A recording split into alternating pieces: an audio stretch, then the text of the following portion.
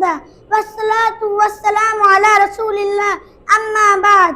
সম্মানিত উপস্থিতি, আমি খাদিজা হোসেন সাফরিন চাঁদপুর আল ইনসাফ একাডেমির দ্বিতীয় শ্রেণীর একজন শিক্ষার্থী। আমি আপনাদের সামনে সালাতের গুরুত্ব সম্পর্কে বক্তব্য দেব ইনশাআল্লাহ। সম্মানিত উপস্থিতি, সালাত ইসলামের দ্বিতীয় স্তম্ভ। সালাত আদায় করা ফরজ। 7 বছর বয়স হতে সালাত আদায়ের অভ্যাস করতে হয়, আর 10 বছর বয়স হতে অবশ্যই সালাত আদায় করতে হয়। আল্লাহ কিয়ামতের দিন সর্বপ্রথম সালাতের হিসাব নেবেন। সুস্থতা অসুস্থতা সর্ব অবস্থায় সালাত আদায় করতে হয়। যদি কেউ সালাত আদায় না করে, সালাতকে অস্বীকার করে, তাহলে সে কাফের হয়ে যাবে।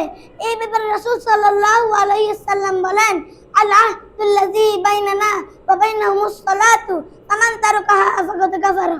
আমাদের ও কাফেরদের মাঝে পার্থক্য হলো সালাত। যে ব্যক্তি সালাত ছেড়ে দেয় সে কাফের হয়ে যায়। তিরমিজি 2621। পরিশেষে আমি বলতে চাই, আল্লাহ যেন আমাকে ও সকলকেই যথাসময় সালাত আদায়ের তৌফিক দান করেন। আমিন।